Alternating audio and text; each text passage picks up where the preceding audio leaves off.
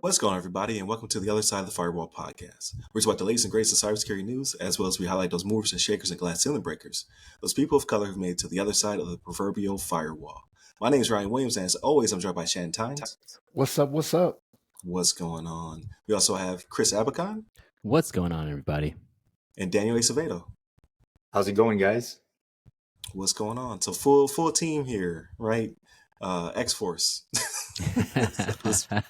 So definitely continue to tune in throughout the week. So Monday and Tuesday are our topics. There we go, I can speak. Wednesday, discussion. Thursdays, Ask a CISSP. I have on Dr. Hollis, so definitely check that one out. He's a 30-year Navy vet. He did about half that time enlisted and then the other half as a commissioned officer. So great conversation that we had. And then Friday's everything else. So movies, books, games, all that good stuff. So without further ado, I give it to Shannon.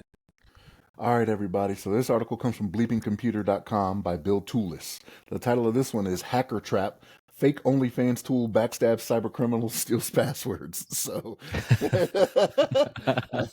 I'm sorry.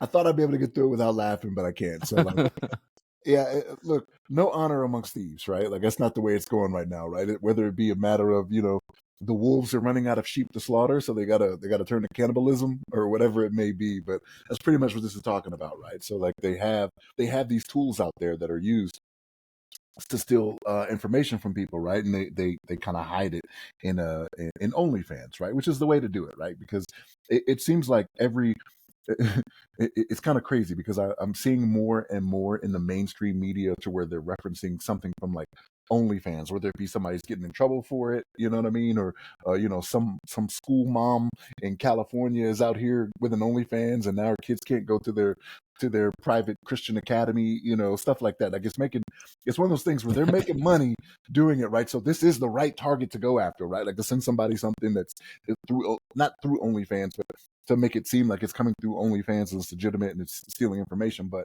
they're turning on each other, right? So like these tools are being handed out to the hackers, right? And the hackers are getting their information stolen, which is like, okay, well, if you think about it, if you have a criminal mindset, right? Like this is probably the target audience you want because think of all the information that they have, right? They've already been out there stealing all this stuff and they're trying to get better at it. So now you steal from the stealer, right? And once they've gotten stolen from, you're sitting on a bigger treasure trove of information. And it's easier to do, right? You don't have to go out and hit 1,000 people. You just have to hit this one that has 10,000 credentials, right? And that's kind of what this is about. But again, the fact that they went after they're using OnlyFans as the tie-in is kind of funny to me, right? But it's all types of different stuff they're doing with this, right? So like people that are developing malware are setting backdoors in their malware, right? And they're steal from the other hackers. I mean, it's just you gotta know it's gonna happen at this point. And this isn't the first time this has happened. Like we've seen this before, right? We've seen this before where hackers have stolen from hackers and then they end up going to their court system they have, right, for disputes and whatnot whenever they don't get paid for stuff. Like they're trying to be legitimate with their illegitimate ill-gotten gains, you know what I mean? Like, hey, I stole from this guy and then this guy stole from me or didn't pay me, you know what I mean? It's like, you can't go to the police for it, so who are you going to complain to, right? They're going to be like, oh, you did what? Like, okay, step into this room with bars with me, we'll talk about this, you know what I'm saying? But yeah, this is the route to go, man, because sex sells, right? Like it's one of those things where people are going to fall for this, and who's to think these hackers are any different, right? Like they're trying to go after people and they're using something that they know they can get their money back with, right? So I use quotes because they're not doing actual money, but the product that they're getting, the credentials and things of that nature. It's a good way to do business. But Daniel, what's your thoughts on this, man? Try not to laugh like I did when I first started. This is a fun one. I mean, yeah, I don't even know. I'm trying to think of a title for this one. It's like the Italian Job, but it's like the OnlyFans job. I don't know. It's super funny.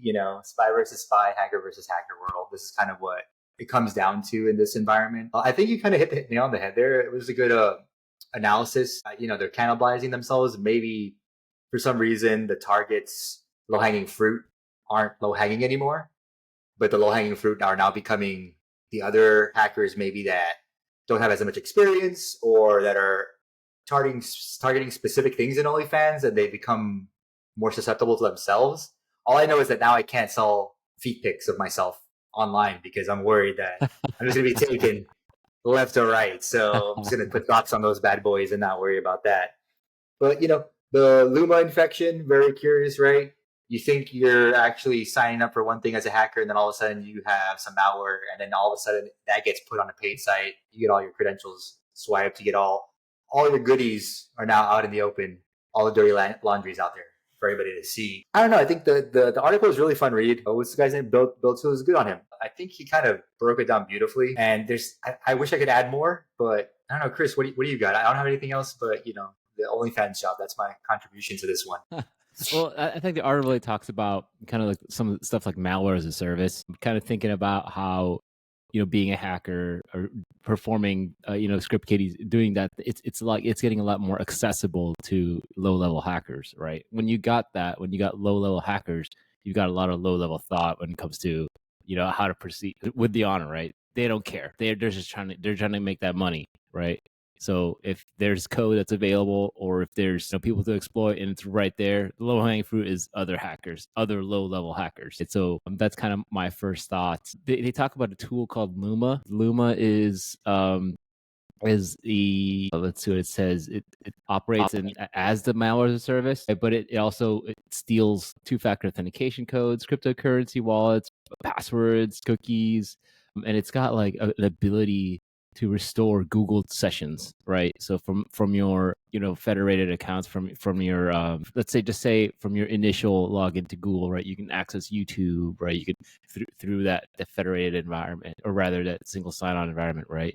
So it does talk about, hey, it can steal those sessions and it can get into your accounts, right? So it's very powerful from that respect. But really, it kind of just highlights how crazy and chaotic cybercrime is. I'm thinking you got threat actors at all levels betraying each other, right?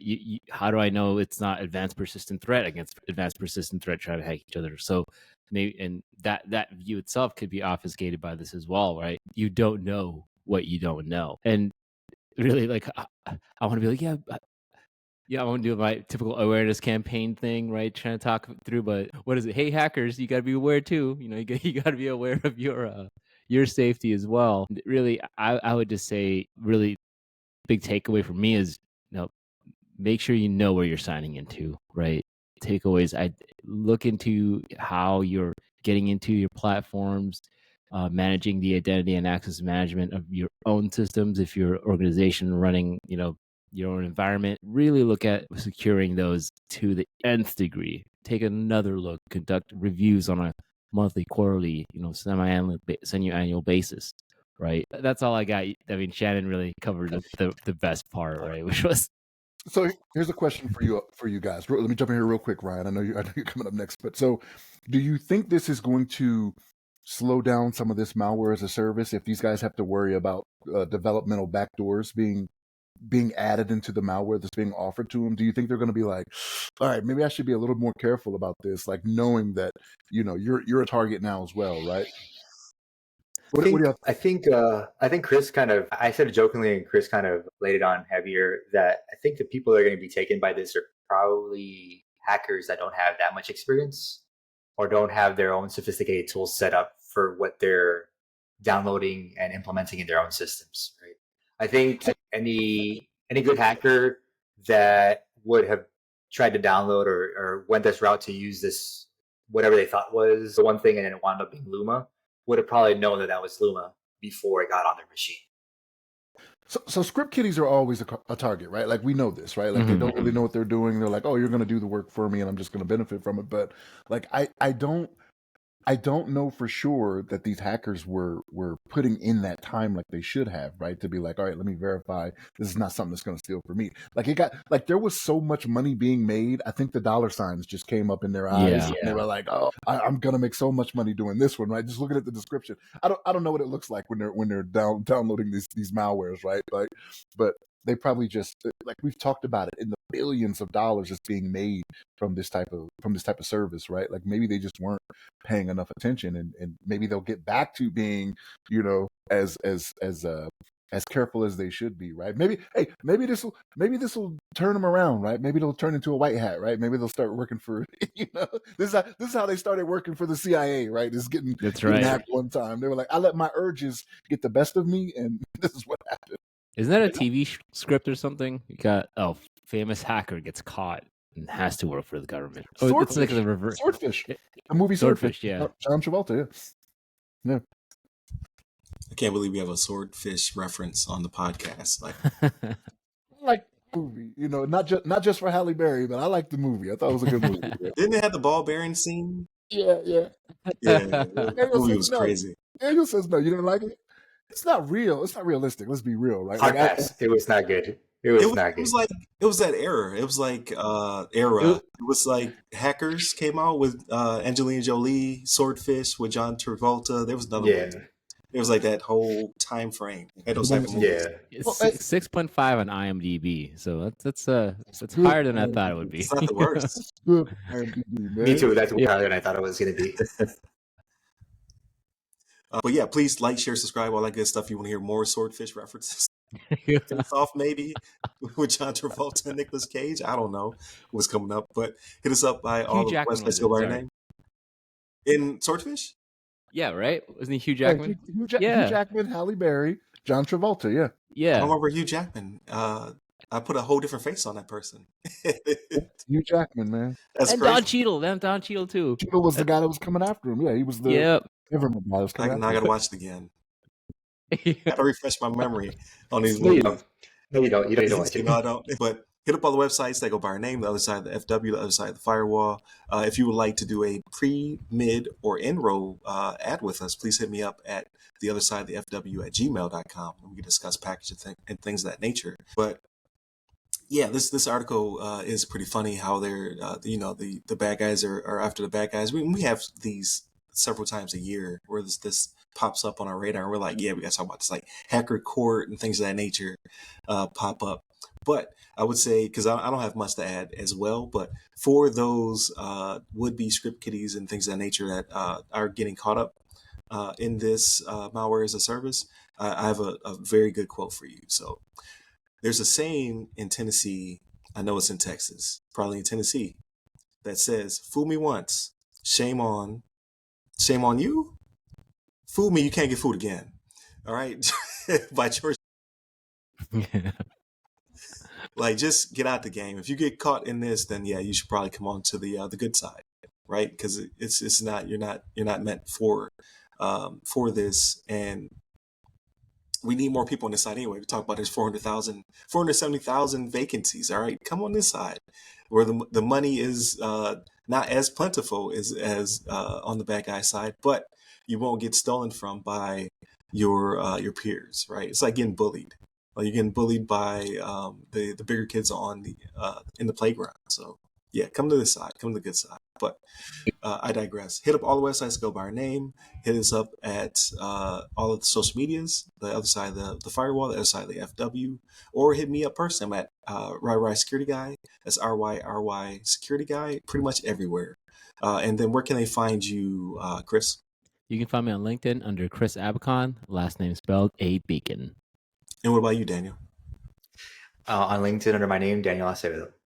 There it is. Stay safe. Stay secure.